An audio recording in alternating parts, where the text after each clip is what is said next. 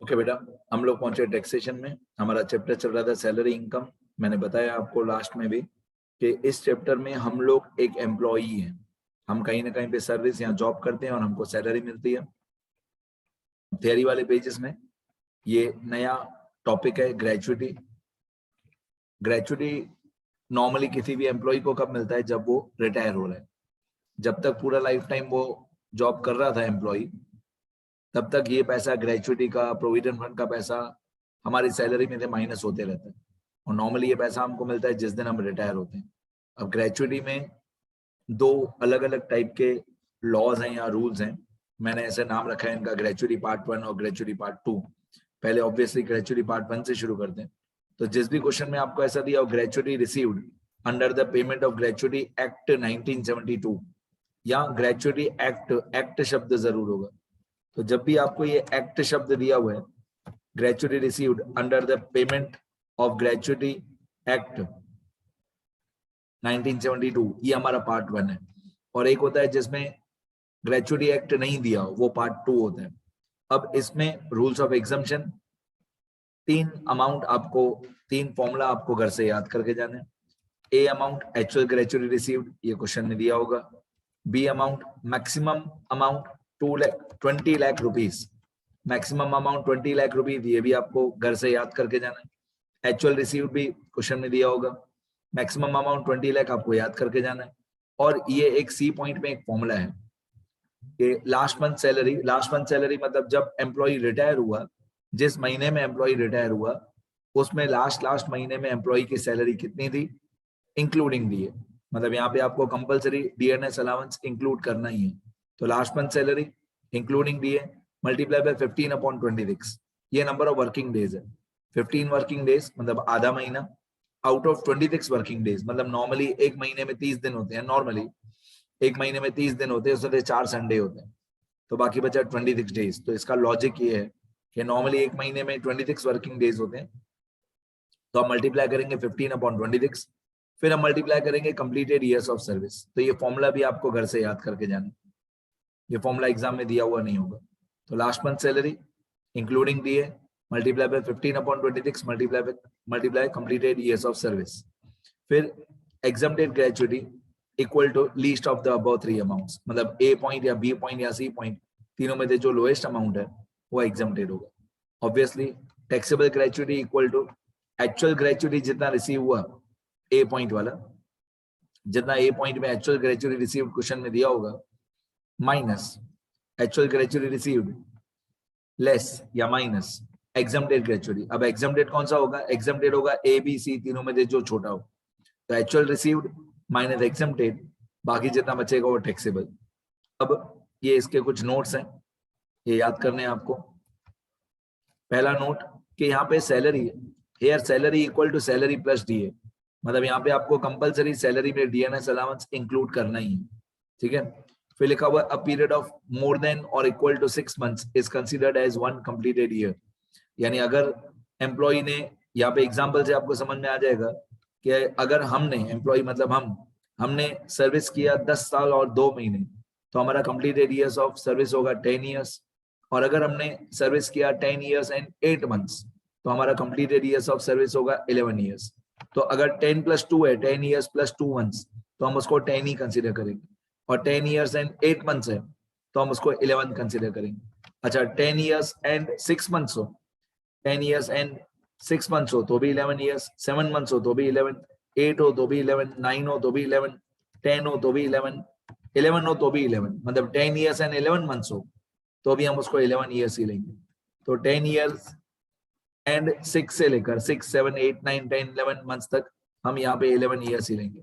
और यहाँ पे 10 years and 1 month, 2 month, 3 month, 4 month, 5 month, 10 year and 5 months तक हम उसको 10 ही कंसिडर करेंगे, ठीक है। और 10 ईयर एंड 6 मंथ से लेकर 10 ईयर्स एंड 6 मंथ से लेकर हम उसको 11 कंसिडर करेंगे। तो इसको मैं एक शब्द में बोलता हूँ अप्रोक्सीमेट करेंगे। अप्रोक्सीमेट करेंगे मतलब जब भी 6 महीने या उससे ज्यादा का पीरियड दिया हुआ है तो हम उसको 1 साल कंसिडर करेंगे। तो सिंपल भाषा में अप्रोक्सीमेट करेंगे। अच्छा ये ईयर्स कहाँ पे आएगा? 11 कहाँ पे काम आएगा? सी पॉइंट में काम आएगा। यहाँ पे कंप्लीटेड ईयर्स ऑफ सर्विस में 11 काम आएगा। ये जस्ट एग्जाम्पल था 11, ठीक है। अब इसका एक इलस्ट्रेशन 2 सुधीर प्रकाशन में दिया हुआ है, ये मैंने सॉल्व करके रखा है, तो अमाउंट्स के साथ ज्यादा समझ में आएगा। ये इलस्ट्रेशन 2 में लिखा है, Shri Apurva Patel an employee of Mahavir Limited receives rupees 18 lakh as gratuity under the payment of gratuity act 1972, receives 18 lakh, तो ये हुआ हमारा एक्चुअल ग्रेचुटी रिसीव्ड। तो ये स्टेटमेंट आपको बनाना है, इसमें ए पॉइंट में आपको लिखना है एक्चुअल ग्रेचुटी रिसीव्ड 18 लाख। तो ये स्टेटमेंट मैंने बनाया, ग्रेचुटी पार्ट 1, ये हेडिंग लिखी है मैंने, पार्ट 1 मतलब when gratuity received under the payment of gratuity act 1972, statement showing the computation of taxable gratuity, कि कितना टैक्सेबल अमाउंट है आउट ऑफ ग्रेचुटी। फिर एक स्टेटमेंट बनाई है मैंने, 2 ही कॉलम बनाए, एक पर्टिकुलर से एक अमाउंट। फिर मैंने लिखा least of the following 3 amounts will be considered as exempt. तो पहली अमाउंट होती है एक्चुअल ग्रेचुटी रिसीव्ड, जो क्वेश्चन में दिया हुआ था 18 लाख। सेकंड अमाउंट होती है मैक्सिमम अमाउंट 20 लाख। ये 20 लाख रुपीज आपको घर से याद करके जाना है, ये 20 लाख रुपीज कोई बताने नहीं आएगा एग्जाम में। तो एक्चुअल 18 लाख, मैक्सिमम 20 लाख। फिर आगे क्वेश्चन में लिखा हुआ है ऑन हिज रिटायरमेंट ऑन 15 दिसंबर 2020। फिर आगे लिखा है he has served the company for a total period of 29 years and 8 months. 29 years and 8 months, तो हम इसको ले लेंगे 30 इयर्स। मैंने अभी अभी आपको बताया 6 महीने से ज्यादा हो तो हम उसको 1 साल कंसिडर करते हैं, तो 29 इयर्स एंड 8 मंथ्स, तो ये हो जाएगा 30 इयर्स। फिर लिखा हुआ है at the time of retirement, at the time of retirement his monthly salary including DNS allowance, at the time of retirement his monthly salary including DNS allowance amounted to 93,600। ये monthly salary भी हमको चाहिए और including DNS allowance ही चाहिए 93,600, ये इसकी monthly salary है। फिर लिखा हुआ है is the entire amount of gratuity exempted from income tax. क्या सारा का सारा ग्रेचुटी जो इस आदमी को मिला 18 लाख रुपीस, क्या वो सारा एग्जम्प्टेड है, वो हम सॉल्व करेंगे। हमारा जो ए पॉइंट होता है उसमें ये एक्चुअल अमाउंट आएगा 18 लाख एक्चुअल ग्रेचुटी। जो बी पॉइंट होता है वो होता है 20 लाख रुपीस, वो घर से याद करके जाना है। जो सी पॉइंट होता है उसमें होता है मंथली सैलरी, लास्ट जब वो रिटायर हुआ तब 1 महीने की सैलरी थी 93,600 मल्टीप्लाई बाय 15/26, वो आपको घर से याद करके जाना है 15/26, तो 93,600 multiply by 15/26 multiply by 30 years, क्योंकि 29 इयर्स एंड 8 मंथ्स मतलब 30 इयर्स।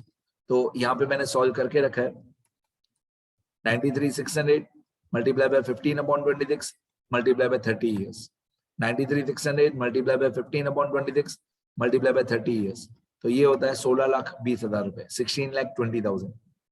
ठीक है, क्लियर। अब इन तीनों में से लोएस्ट कौन सा है, 18 लाख, 20 लाख या 16,20,000, तीनों में से लोएस्ट लीस्ट कौन सा है, ऑब्वियसली 16,20,000, तो ये एग्जम्प्टेड हो जाएगा। Exempted gratuity equal to 16,20,000। जो ऊपर वाले 3 अमाउंट में थे लोएस्ट अमाउंट है वो एग्जम्प्ट हो जाएगा। तो 18 लाख, 20 लाख या 16,20,000, तीनों में से लोएस्ट है 16,20,000, ये एग्जम्प्ट हो जाएगा। फिर टैक्सेबल, टैक्सेबल ग्रेचुटी, तो टैक्सेबल ग्रेचुटी कैसे निकालेंगे कि हम लोगों को एक्चुअल कितना मिला, हम लोगों को एक्चुअल ग्रेचुटी मिला 18 लाख, एक्चुअल रिसीव्ड 18 लाख, उसने एग्जम्प्टेड कितना है 16,20,000, तो एक्चुअल रिसीव्ड है 18 लाख, उसने एग्जम्प्टेड है 16,20,000। एक्चुअली में मिला कितना 18 लाख, उसने एग्जम्प्टेड है 16,20,000, माइनस कर दो तो बाकी एग्जम्प्टेड आ जाएगा 1,80,000 रुपीज। ठीक है, तो actual received 18 lakh minus exempted 16,20,000, बाकी जो 1,80,000 बचा ये टैक्सेबल। तो इन्होंने क्वेश्चन में लिखा था is the full amount of gratuity exempt, तो हम लिखेंगे know the full amount of gratuity is not exempt. इन्होंने लिखा था क्या सारा का सारा ग्रेचुटी जितना मिला वो एग्जम्प्टेड है, तो हम लिखेंगे नहीं, सारा एग्जम्प्टेड नहीं है, 1,80,000 रुपीज टैक्सेबल है। बस ये हमारा आंसर कंप्लीट हो गया। तो मैंने रूल्स भी बता दिया, एक एग्जांपल भी बता दिया। अब नेक्स्ट वीडियो लेक्चर में मैं ग्रेचुटी पार्ट 2 के रूल्स और एग्जांपल्स बताऊंगा, ये पार्ट 1 था।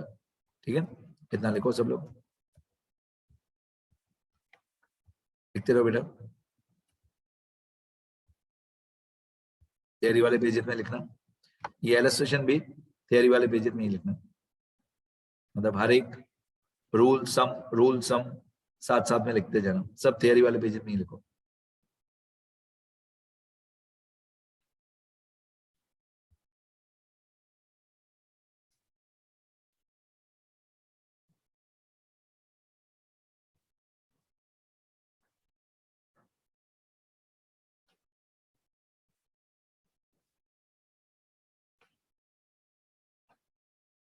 ठीक है, इतना लिखो सब लोग।